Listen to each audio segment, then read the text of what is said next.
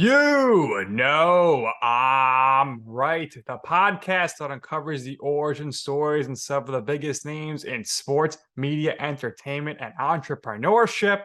Nick Durst here, along with Joe Calabrese. And Joe, really excited for our guest today. We got to know him a little bit a few weeks back, and we can talk about that soon. But before you give the proper introduction, some background on our gentleman who's on with us today. He's a CEO. We'll talk about his company. He's a former pastor turned coach, as well as a real estate professional who is a driven leader and has closed over 250 million in real estate transactions. And he is very passionate about helping business leaders build confidence, gain clarity, and create community. And more than that, he's a generous father and friend, and he's an author as well, Joe. He is the author of the book As the Leader Grows, How to Crush Limited Beliefs, Create Winning Strategies, and a champion of culture of leadership. Somebody that we got to meet briefly and somebody who's very generous with their time. He's going to be very generous with his time today. Ken Joslin, CEO of the Ken Joslin team. Welcome to the show. It was a pleasure meeting you when Nick and I were in Vegas. We're very, very happy you're doing this with us. How you doing today? What's up, fellas? Man, I'm good, dude. I always love talking to New York guys because it reminds me of good pizza. And, bro, I love freaking pizza, bro. And when I get around New York dudes, I'm like, damn, I want to fly to New York City and get me some pizza. I'm good, dude, man. Just rolling. It's Monday, man. I've been up since 4 a.m. Well, Joe, it's funny that Ken mentions pizza because the last time we saw him, we were having some New York pizza in Las Vegas at Grimaldi's. But the real Grimaldi's is much better. But Joe, tell Ken when he's in New York City next time, what borough he has to go to for the best pizza, and you'll show him around. You got to come to Staten Island. It's amazing. My God, as soon as you said something about what borough, his whole face changed. He's like, "Oh, I got this." Oh yeah. So the original Grimaldi's is excellent. It's under the Brooklyn Bridge, and there's very good pizza in Brooklyn. There's L&B, there's Stafara's, right? A lot of spots that you probably recognize from like the Barstool Pizza reviews and everything.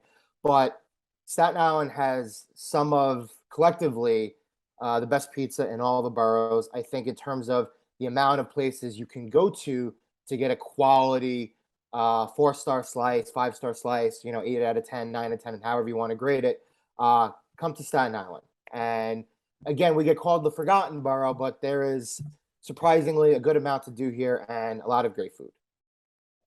Dude, I got to look at Staten. Is that close to Long Island? Yeah, we're closer No, to Jersey. he's like, no, we're closer to Jersey. But I mean, closer to Jersey. I got a friend of mine that lives in Brunswick, in North Brunswick. Is that right? Close. Yeah, yes. Yeah. Okay, cool. Yeah, so I'm there. I was just in New York City a couple weeks ago speaking for my guy Josh York. Okay, yeah, I had to look you guys up on the internet so I can see exactly where you're at. So yeah, dude, I'm all about some good pizza. So we're gonna make a trip up there to be able to knock that out with you guys. So you're from Michigan. How's the Michigan pizza in comparison to New York? Bro, it's Little Caesars. I mean, come on now. I mean, that's like asking, how does peach cobbler taste in Michigan versus Georgia? It ain't the same. Or Chick-fil-A, it's everywhere now. But in Georgia, where I'm from, in Atlanta, I've lived in Atlanta 35 years. You throw a rock and you hit 3 Chick-fil-A's. It doesn't matter where you're at. As a matter of fact, I just ordered some DoorDash. I just DoorDashed some Chick-fil-A here to the podcast studio today so I can get some work done. But yeah, it's good, dude. Yeah, just rolling. Yeah, grew up in Detroit about half my life, all the way through high school, and then moved to Georgia after I got out of the Air Force in 1990, and was there for about 35, 40 years. So. Well, you mentioned Chick-fil-A, and I know you're a businessman, so I got to ask you about the fact that the awesome Mercedes-Benz Dome there, where the Falcons are, it has a Chick-fil-A, but as we know, Chick-fil-A is closed Sundays. Let the Falcons play mostly on Sundays, so that Chick-fil-A stand is open maybe twice a season. So your thoughts on their process going into that making that deal? They're paying massive rent probably. Do you think it was worth it for them because it's just really good marketing, good PR? Yeah, I'll be honest with you. I do a lot of leadership talks. I speak on some big stages with guys like John Maxwell, Ed Milet, Jesse Itzler, Randy Garn, Jen Gottlieb, who's from New York City, her and Chris are.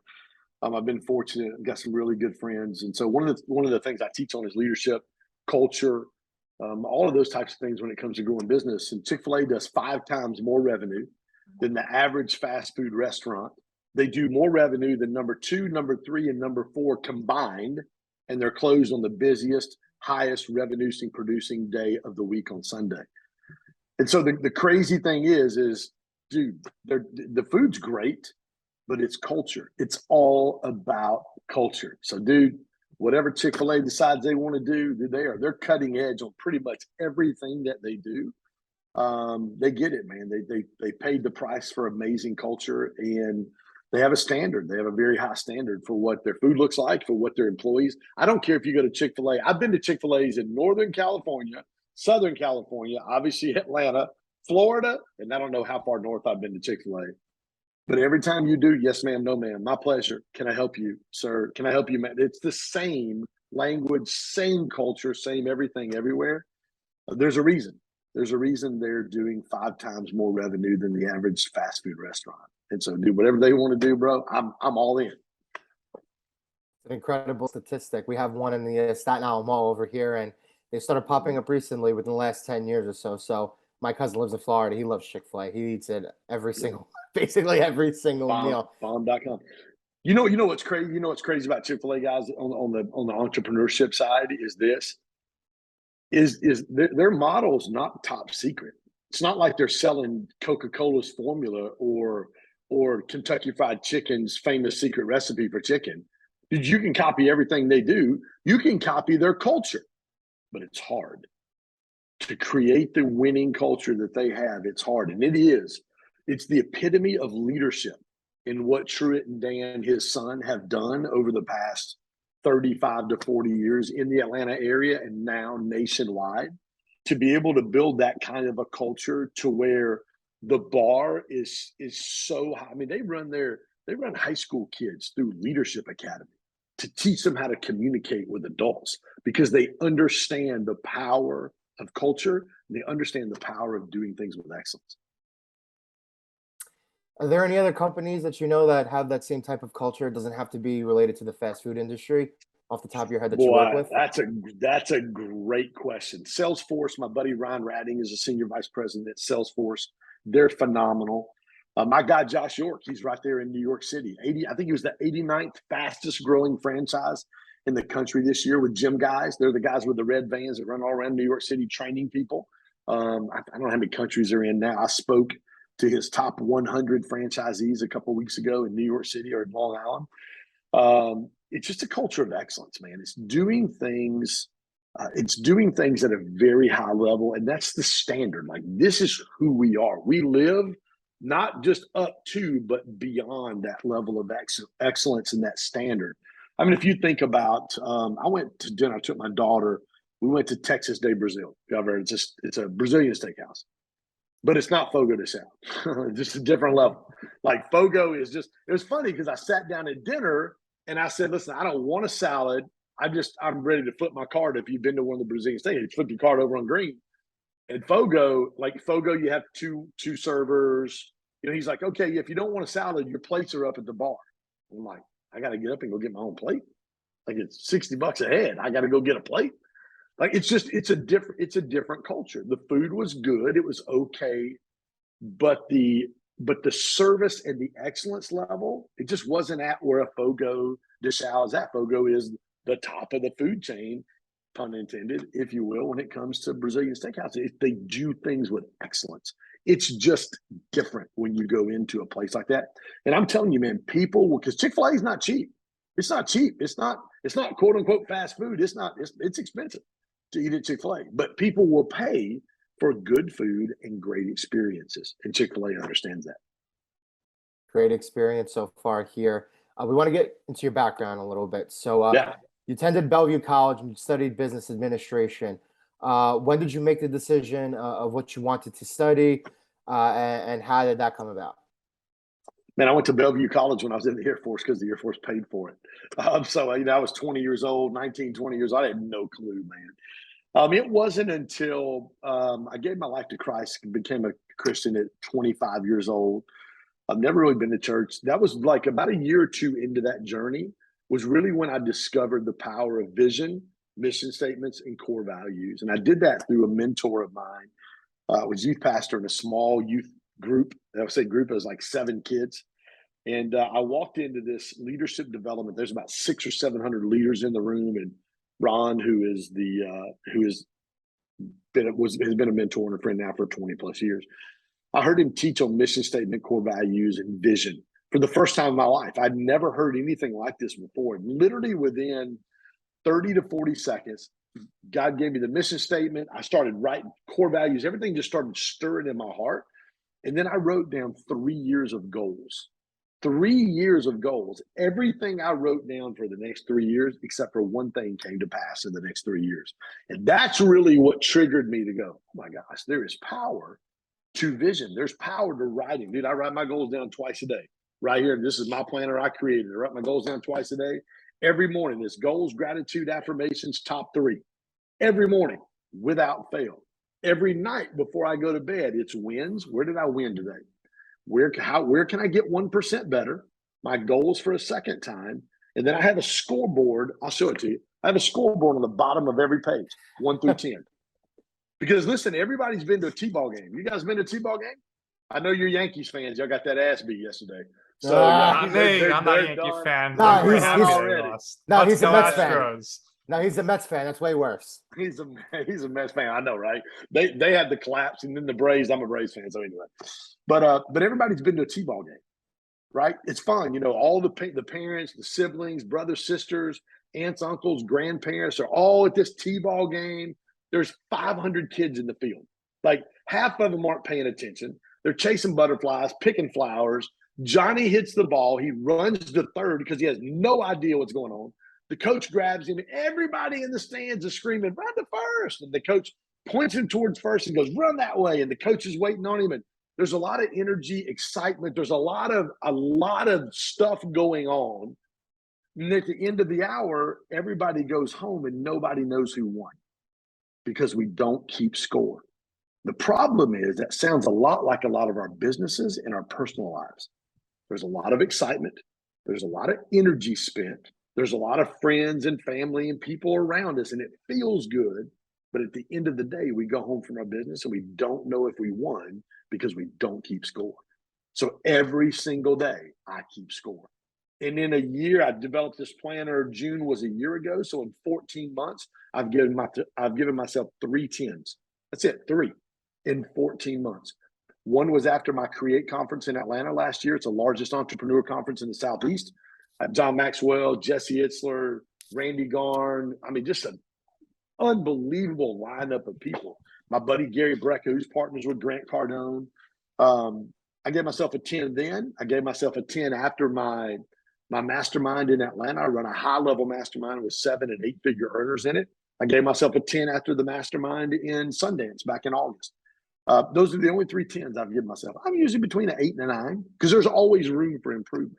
But when you understand there's a reason why we keep score, and if you don't have measurables as a business owner, if you don't have KPIs where you know, like, what's the win for us? Because a lot of businesses don't know what the win is. And there's all the excitement, there's all the things you get in a T-ball game, but at the end of the day, they go home, they don't know if they won or not.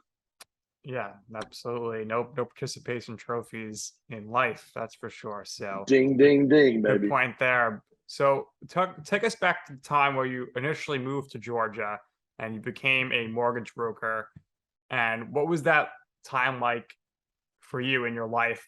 Obviously a big move, coming out of the Air Force. You used to being up in the north and freezing in Michigan. So tell us about that change and getting into mortgage brokerage. Yeah, so I've been in Georgia for a while, but I had been in ministry. I'd been in ministry for a long time.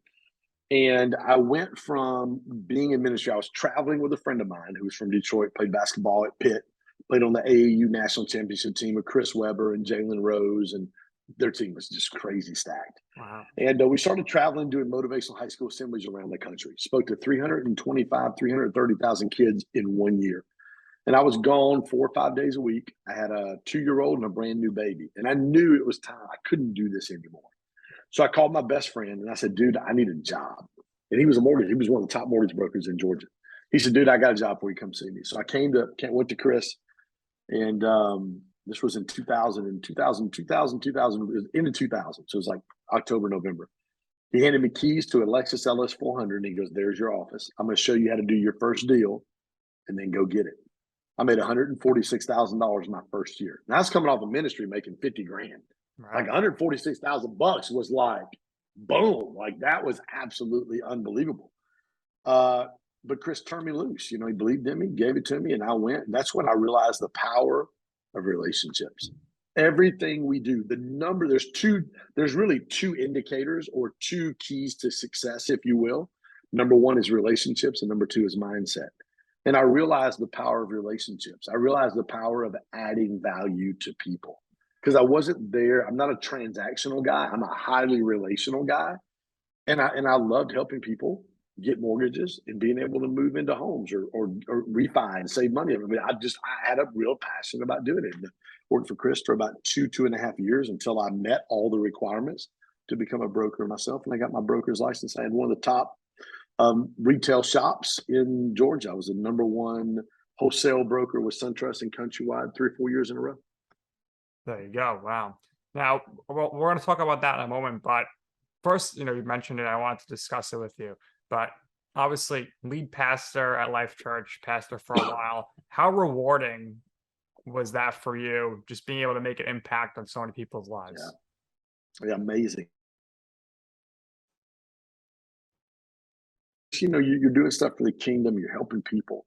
Our mission statement there was to connect people with purpose. And the thing that most people do, and I've got two superpowers. Number one, I'm a connector. I love connecting people. It's what I do. Like anytime I was at Ed Milet's house last week. Rob Riggle, the comedian. Rob was with my buddy Randy. So I got to hang out with Rob for like an hour and a half. We just talked. He's a 23-year Marine vet, or 22 years. He retired from the Marine Corps, Lieutenant Colonel. We just had a blast hanging out. Well, I'm connecting with Rob. Rob's wanting to write a book. Well, what do? I connect him with a friend of mine who wrote 7 New York Times bestsellers for John Maxwell. Howard Schultz, that Marcus Buckingham, Ken Blank. I think he has 10. Brent has 10 New York Times bestsellers. So who do I connect him with? Dude, you got to meet Brent. You need to know Brent. If you want to do a book, this is the guy to do your book. There's nobody out in the country that does it any better than he does. So I'm a connector. The second thing is really identifying and calling out purpose and potential in people. Because people have so much inside of them that they don't realize. And to be honest with you, pastoring a church isn't any different than what I do now. People ask me a lot, do you miss pastoring? I pastor people now that would never come to my church on Sunday. Very influential and very high level entrepreneurs. My mastermind and my community are faith-based community and faith-based mastermind. We have core 5 is faith, health, relationships, business, and finances, with faith coming first. And I've got Muslims in my group. I've got people that aren't even sure what that looks like in my group. I don't care. I just want to be around you. So as you take that faith journey, if you've got questions or whatever, man, I'll answer you from what I believe is the correct space to be able to give you an answer and let you figure that on your own. So yeah, it's been amazing, man. That is amazing. And I think what people don't understand is that spirituality comes in all different forms. And I think people, so long as, and Nick and I know this because Dave is a friend of ours, you have to operate on the same wavelength, right? So it doesn't matter necessarily what you particularly believe in, your religious beliefs, right? So long as you're in the same frequency, you're operating on that same wavelength. It doesn't matter what background you come from. Ultimately, we can all help each other. I think you are living proof of that. That's amazing. So now I want to get into the realty side of things, right? So you became a realtor and you started working for yourself, right? Mm-hmm. So how did the structure of your day change, and how did your methods change now that you became your own boss? Yeah, I mean, I've been my own boss for a long time. I mean, even back when I was doing mortgages, I mean, you eat what you kill. So, I mean, I've been in, commission-based stuff for a long time. I just think it's dependent upon your drive. Like, what do you want? You want to make 100 grand a year? You want to make 200 grand a year? Do you want to make 300 grand a year? Do you want to make 500? Do you want to make $1 million? My goal this year inside of our organization is 5.192 million. I have a check right here that I wrote myself out for $1 million that I'm going to cash next June. It's been sitting there since June the 23rd. Like, that's my goal this year. I've never made $1 million. I made multiple 7 figures, but I've never made $1 million in a year. That's my goal this year. So I think it depends on what your goal is. I took a screenshot this morning and threw it up on my Instagram page, or threw it up on my story on my Instagram, and it's my calendar, and it says "Success leaves clues." Dude, that thing goes from freaking 4 a.m. till 8 o'clock tonight. Like people go, man, 4 a.m. Dude, I'm so damn fired up. I get up at 1 a.m. and I'm like, please tell me it's 4 a.m. And I looked at the clock. I'm like, dang it. Went to the bathroom, got me a little drink of water, went right back to sleep. And I'm just waiting for the alarm clock. I tell people all the time, if you need an alarm clock to get out of bed, your goals aren't big enough. Like, what are you chasing? What are you going after? And when you couple not just the revenue side or the success side, but when you couple that with significance and you're making an impact and a difference in people's lives, I'm telling you, dude, it'll drive your ass out of bed in the morning. Like people are like, it's so funny. I was talking to this person last week and they're like, are you always like this? Now, granted, I did have half my pre-workout already, but it's like 4 something in the morning. And I'm like, dude, I'm fired up and ready to go. Like, I have purpose. Like there's a passion behind why I live my life. It's not just, and I tell people all the time, if your work day doesn't start when your alarm clock goes off, your work day starts the night before. Like before I go to bed, my day timer is done. I know where every minute of Monday is going. Like before I go to bed. So when I get up in the morning, dude, I'm ready. I'm literally ready to go. This is funny right here. You'll love this picture. I put this for those of you guys listening on audio. You can't get it, but there's a picture of me sweating my ass off at F45. And my caption is nothing like punching Monday morning in the mouth at 5 a.m. Like, dude, Monday, I'll post all the time. Hey, Monday, I'm coming for you, and you don't want none of what I got. And people are like, dude, where do you get that from? I'm like, dude, because I got purpose. Like, there's something on the inside of me bigger than me. Like, I'm chasing a significant life, not just a successful life. I want to make an impact in other people's lives at such a level. Zig Ziglar talks about it all the time. Significant leaders pour into and help develop others around them so they can win at levels they've never won at before. That's my passion. That really is my pastor's heart. Like I want my business people in my mastermind. Next week in Scottsdale, we'll have 50 people there. I've got a billionaire flying in to be in my mastermind. I've got several 8-figure earners and a lot of 7. I mean, you're talking about the elite of the elite. Vic sold 11 companies to Warren Buffett for $8 billion. Wow. And I mean, I've got these guys in the room and we're talking about faith. We're talking about health. We're talking about relationships. And I say all the time, if you get faith, health, and relationships dialed in, bro, business and finances, freaking, that's the easy part. Get the other stuff figured out. Get the foundational pieces done. And when you do that, and I'm in that room, that goosebumps, man.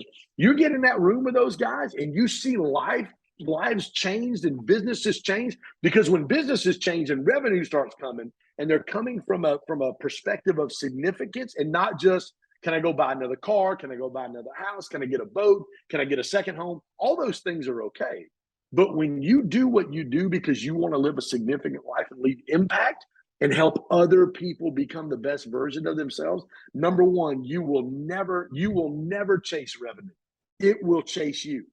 Number two, when you lay your head down on the pillow at nighttime, bro, the level of fulfillment that you get to experience. Sometimes I can't go to sleep because I'm like, damn, that's so good that I don't even want to stop. Like, I don't even want to quit today because this is so good right now. Anyway, y'all got me fired up. It's astonishingly impressive. It's evident why you became a coach. So I'm not going to ask you why you wanted to become a coach, because it's abundantly evident why, right? So I'm going to ask you, were there particular moments here through the years, or was there somebody in particular that you had spoken to that kind of reached out to you at some point and said, you know, Ken, you're really good at this motivation stuff. You're really, really good at articulating and getting people able to get out of bed in the morning, because some people, they can't get out of bed in the morning. That's the truth. I know people like that who have a very, very hard startup and they don't know how to start up, right? So what were those moments for you, and who are those people for you that came into your life and said, you know something, you can really, really do this. You should speak at events, right? And again, that comes along with the being a pastor and going around and with the work that you did with the children before. Yeah, I mean, those people? Yeah, I think number one, I mean, dude, my parents got divorced when I was 8. I lived in Michigan. Mom moved me to Georgia when I was 8 years old in 2nd grade. From 6th grade to my senior year of high school, She sent me back to my dad's 6 times. Anytime I got in trouble, go pack your bag. And after 24 hours, I was on a plane, a bus, or my dad was on the way to pick me up from Pontiac, where I grew up at. So I went to 12 schools in 12 years. I went to 6 different high schools. I went in the Air Force and barely got an honorable discharge in the Air Force. I had no clue. I had no structure. I had no male figure or really a father figure in my life to be able to speak. And I didn't have any of those things. So I didn't come from a background of success and significance. I came from a freaking train wreck, dude. And so there's been people along the way, coaches in high school. Miss Lambert, I was in 5th grade. She was my 5th or 6th grade teacher. She's still friends with me on Facebook. I tell her all the time, dude, you're my favorite teacher ever. You're talking about a young kid who was 10, 11 years old, whose parents just got divorced. He's bouncing back and forth from school to school, from state to state. And she was probably the most impactful, significant person ever in my life. And I tell her that all the time. Literally, we DM each other probably once a week on Facebook. I have no idea. She's got to be old now because I'm 54. I mean, that was 1978 or 80. So that was a long time ago. She's got to be in her 70s, I would imagine. But she's still there. Miss Lambert's probably one of those people. Coaches, man. I had a coach in Michigan when I played high school football, Coach Fish, and then Coach Raleigh were guys that were instrumental. I've got a picture on my phone of when I went in the Air Force. I mean, I was a young punk. I was a punk kid from Detroit. I mean, I was, dude, I had an attitude. Oh my God, it was terrible. Sergeant Parker was my NCOIC. He's a black guy. Good, super. Taught me how to tie a tie. I didn't have anybody teach me how to tie a tie. Like every time I see my picture that pops up on Veterans Day or whatever of me getting my A1C or senior airman or whatever stripe I got that time, there I am sitting in my dress blues with my tie on, and Sergeant Parker is on one side and Lieutenant Martino is on the other side. And I tell people all the time, Sergeant Parker taught me he was the first person to ever teach me excellence. Here's what it looks like to be excellent. Here's what it looks like for your uniform to be pressed. Here's why your uniform is pressed. Here's why your shoes are shined. Here's why you do a tie like this. Nobody ever did that for me. And I was 19 years old before that happened. So those are a few people. Obviously, my pastor, you know, when I gave my life to Christ in August of 93, one of the first things he said to me, he goes, "You're a connector." Then he talked a little bit about Andrews, one of the 12 disciples, and how he would connect people and bring people to Jesus. And I've always been a connector. I am passionate about when I meet guys, I'm like, okay, what do you do? And I'm thinking in my head, who do you need to know? Who do you need to know that I know? Because I know that when I connect people, again, Zig Ziglar's quote, I help enough people get what they want. Eventually, I'm going to get what I want. And I don't connect people for a percentage. I don't connect people for skin in the game. I connect people because it's who I am. And it's because of what God's gifted me to do, to be able to do that. Love to hear it. Wish more people had that same mindset. We'd all be a lot better off for sure. Tell me how you deal with the Crimson Tide fans living in Alabama, because I can't stand them. Bro, I couldn't stand Nick Saban when he was at Michigan State because I'm a Michigan fan. I mean, they were easy last week because they got that ass beat. Tennessee. Went to Tennessee, and I got a Peerless Price's. You know, he was Peerless, played in the NFL forever. He's played on my men's basketball league team. He's a friend. He was he caught the touchdown pass from T. Martin when they won the national championship. So I know all that. I texted him as soon as the game was over. I texted before the game was over. I'm like, bro, come on, man, let's get this one. Yeah, I mean, Alabama fans. I mean, it's. I mean, here's the deal. It's almost like when I was in the Air Force and I was in Omaha, from '86 to '90. There's nothing in Nebraska but Nebraska football, and that was back when Nebraska football was, 1, 2, 3, 4, 5 every year. There's nothing in Alabama. There's just nothing here. You got Alabama, you got Auburn. That's it. That's pretty much what you have. I will say this, dude, Nick Saban is one of the greatest leaders and coaches of all time, if not the greatest leader. I may not like him, but who likes? It's like the Yankees back in the day when I was growing up. Freaking, I hated the damn Yankees. Why? Because they just beat everybody's ass all the time. They always won. They were always good. Nobody liked them because that's what they did. And I think you said you're a Mets fan, but y'all were good one time until Buckner let the ball roll through his leg against the Red Sox. But I digress. I love that. There you go. Yeah, you're good. Yeah, the Yankees Can't stand them. Had to grow up going to school with all these Yankee fans while they're winning 4 World Series in 5 years. It was rough. Yeah, So yeah, I can it'll just imagine. be more rewarding if the Mets ever win a World Series. All that Yeah, perseverance, my years of torture. So exactly tell, right. tell us about your company, Growth Stack Drive. What exactly is your company's mission statement, and how did you come about finding the company? Well, I found it in my heart. It was a dream and a vision. I met a guy named Grant Cardone 3 years ago this week. As a matter of fact, I met Grant 3 years ago this week at his boot camp down in Miami, his 10X boot camp, and never heard of Grant. Didn't know who he was. Um, within a week, I went from a webinar to signing up for a mentorship program on Monday, Saturday, to being on the mentorship call on Monday night with 1,400 other people, to being in Miami 3 days later, investing 5 or 6 grand into this. I'm like, dude, this dude. And the reason I did it was this. I'm like, I never met anybody with more energy and more passion than I have. And I saw this dude. I'm like, who the hell is this guy? Where did he come from?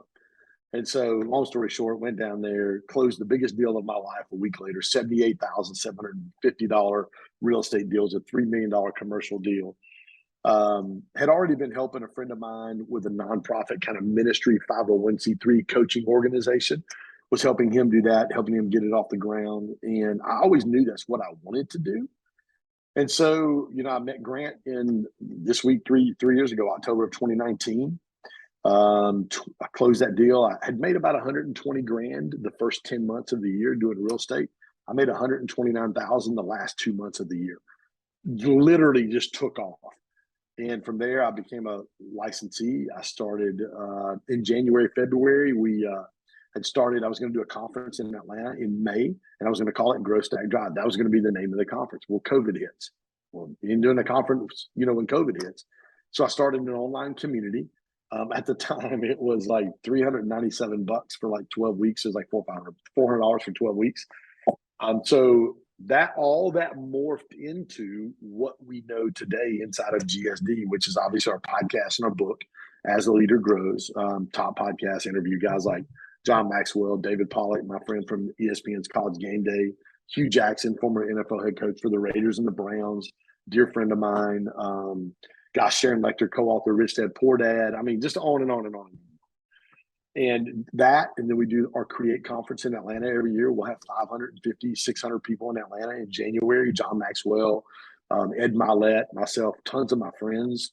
From there, it goes into our community. Our community is like $6K a year. I do 2 coaching calls, one Monday morning, one Wednesday night. I've got 3 online courses, mindset, strategy, leadership development. And then I've got a private Facebook community that's tied with that.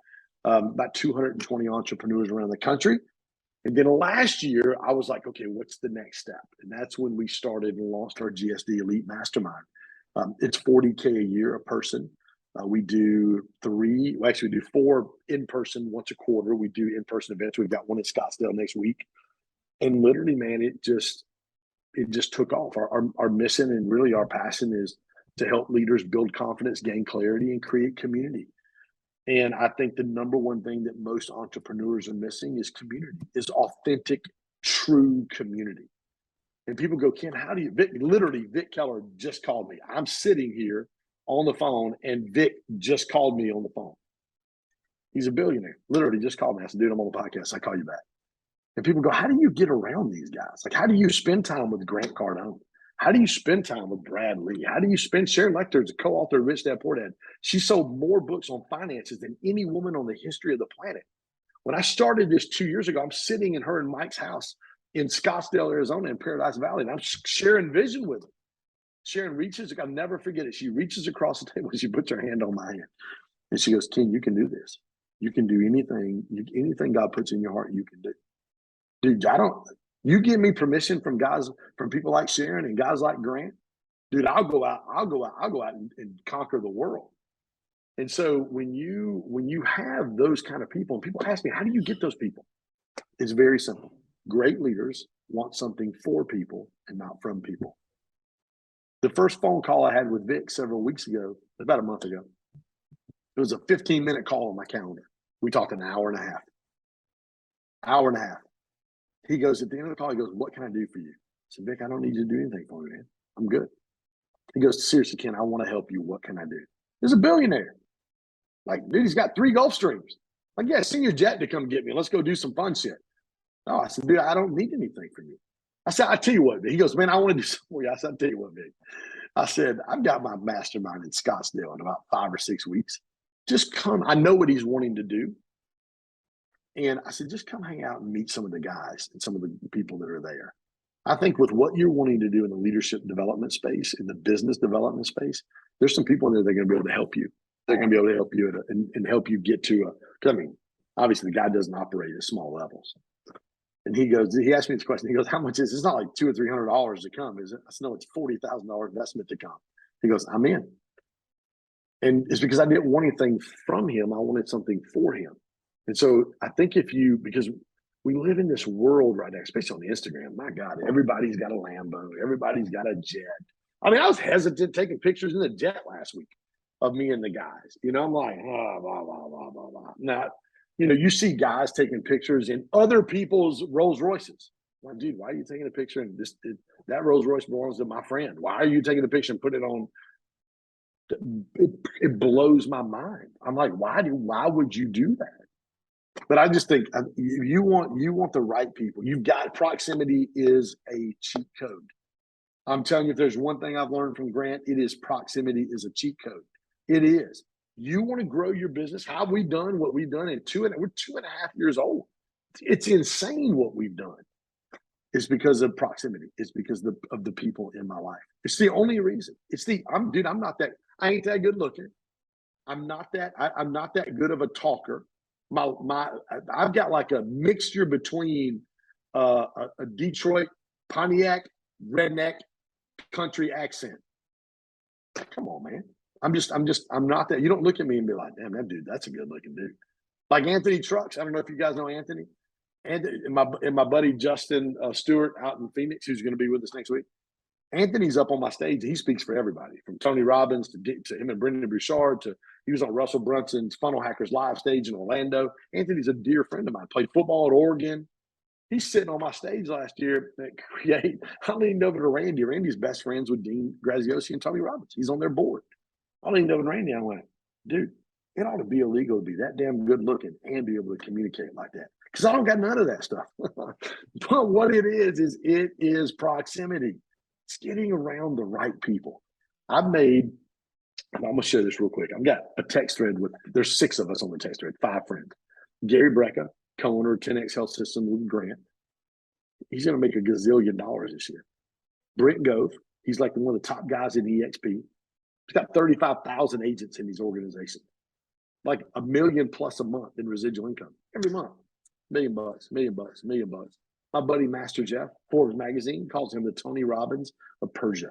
He lives in Calabasas, right across the street from the Kardashians.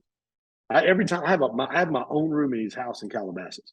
We drove the convertible Rolls that he got from Floyd Mayweather to go to breakfast last time I was there. I mean, it's insane. Brian Covey. Brian's a senior vice president at Loan Depot. They did $2 billion in loans last year. Who am I missing? I'm missing somebody. Randy Garn. And Randy's in our text there. He's best friends with Dean Graziosi, and he serves on the board with Tony Robbins. They just did a live event online in August called Time to Thrive. It was the first week. They did $72 million in revenue in a 5-day event. $72 million in a 5-day. I've got those guys on my text thread. Ken, how in the world did you get those 5 guys on your text thread? I went to every one of them at the beginning of the year because strategic is my word. Went to every one of them, and this is what I said. I said, guys, I want to invest my time, my talent, and my treasure in you this year. I want to build we had great relationships, obviously, already. They're all in my mastermind. But I said, I want to build a relationship with you. I'm going to invest my time. It means I'm going to come see you. I'm going to invest my time to go where you're at. I've been to Calabasas 7, 8 times to see Jeff. I've been to Salt Lake City 4 or 5 times to see Randy. I was just there the other day.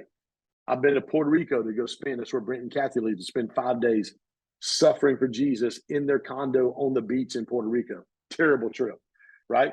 Brian Covey, I'm going up to Nashville. He's only 3 hours away. He's easy. Gary Brecka, I'm with Gary. Time, talent. How can I use my talent and my connection to help your vision come to pass this year? And the last thing's treasure. I'm going to spend my money investing into what you're doing. Brent Gove does a build conference. It's a huge EXP conference every year. 4,400 agents in August. Tony Robbins headlines. Gary Brecka spoke. I'm sitting on the front row doing this like there's assassins on. I mean, I'm sitting on the front of my buddy Jess on my left, me, Gary Brecka, Sage, his fiance, Dean Graziosi, Randy Garn, Glenn Stearns, undercover billionaire, and then Glenn Sanford, the billionaire owner of CEO of EXP. I'm sitting on the front row, and Tony Robbins is 2 feet in front of me talking. I'm like, are you freaking kidding me? So when I called Brent to ask him, while I had him on the phone, I went straight to his website. I bought the $3,000 or $4,000 ticket and sit in the front row. Gary Brecka, I'm on a Zoom call just like this with Gary and 3 other doctors for an event that I'm putting together and getting these guys connected. I'm on a Zoom call with Gary, and I'm like, dude, you speaking at GrowthCon with Grant? Dude, he was so fired. He goes, dude, I'm speaking on Friday afternoon at 2:00. I can't wait. Dude, I'm so fired up. Ken, are you going to be there? I said, I wasn't going to be, but I'm going to be there now. Then I got off the damn Zoom call, and I'm like, damn it. I've got front row seats to go see Eric Church in Birmingham that night. They cost me $1,000 a piece. I had to give my damn tickets away. I sold them for like half. I picked up my phone. I text Jimmy, who's a CFO for Grant. I said, Jimmy, I think I got a $10,000 credit in my account. Can you look? And if I do, can you find me a diamond seat because they're gone? Jimmy texted me back later that afternoon. He goes, yeah, dude, I got you a diamond seat. You got $10K in there. So I spent $10K to go sit in the second row to high five Gary when he walked through the little runway of people so I could be there when he did his first talk in front of 4,000 or 5,000 people. Like, you've got to be able to invest in people. It's not about you. And guess what? Gary's going to be, I don't know if you guys have seen what he's doing right now with Dana White. Dana White's been on the podcast circuit talking about what Gary's done with him and his health. He's lost 35 pounds. He's off all his meds. Gary is going on Joe Rogan's podcast in 2 weeks. It's the #1 podcast in the world.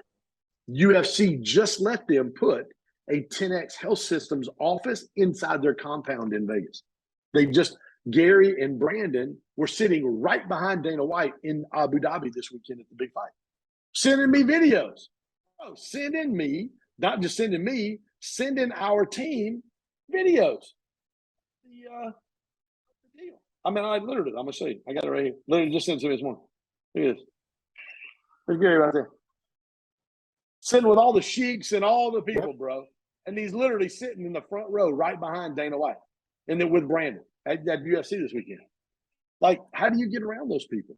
Number one, I want something for him, not from them. I don't want anything from Gary. I want to help him get his message out because I know it transforms lives because it's transformed mine. And guess where Gary's going to be next week? He's going to be in Scottsdale with me for 2.5 days for my mastermind. And he's going to be teaching our people. Last year at my conference, we're standing on my stage pitching an idea. I didn't even have a mastermind. We're pitching an idea. Gary standing next to me, he spoke, I spoke behind him. He came back up, and this is what he said. He said, guys, I treat 55 clients one-on-one. 55, that's all. That's all I have capacity for. Grant Cardone, Kardashians, he starts David Beckham, he just starts listing them off, right? I mean, it's all these super A-listers. And he goes, anybody that joins this mastermind with Ken and I'm going to personally oversee your health journey for the next year. I did just like this. What did you just say? He looked at me like, he goes, I'm going to personally oversee their health journey next year. If they're in the mastermind with us, I'm like, this ain't this is my mastermind, but I appreciate it, dude. But you have to have people like that in your corner. And when you have people like that in your corner, it does 2 things. Number one, it is a confirmation of what God's put inside of you. But then other people are like, dude, how are you gathering all these people? This is our box we send our people when they join our community, our mastermind. And that's the quote right there, baby. We gather champions. Like, there's not ordinary people in this. We gather champions. Like, we've got freaking assassins out there. I'm talking about people in business that are freaking making a difference, crushing it financially, but they're making a difference in people's lives. Y'all got me a little fired up today. And how do you have time to write books? I got a good ghostwriter. I was gonna I say. got a good ghostwriter. I got a good ghostwriter. I got a new one I'm working on right now, and it's literally going to be how to develop a championship mindset. And I've got all the things like, champions don't negotiate. That whole clip from Patrick Bet-David's interview with Kobe Bryant before he passed away. He goes, dude, when did you decide? Kobe goes, 13 years old. I wrote a contract every summer to myself. This is what your workout regiment's going to look like. And he goes, once I signed that contract, there's no negotiating. I'm like, dude, bro, that bro is he's just on another level. I'm watching Jay Will, who played with my best friend at Duke, Mark's orthodontist in Atlanta.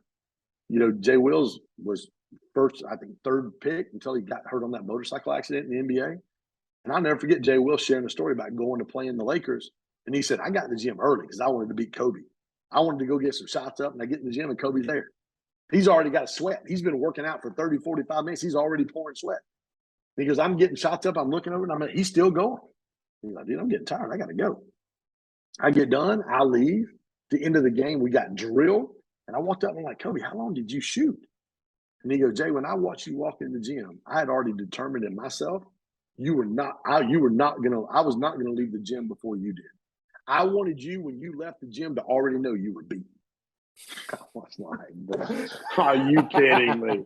I'm like, that dude's a freaking assassin, dude. But I'm working on the next book right now on that. And it's gonna be a compilation of characteristics of champions. Dude, they don't quit.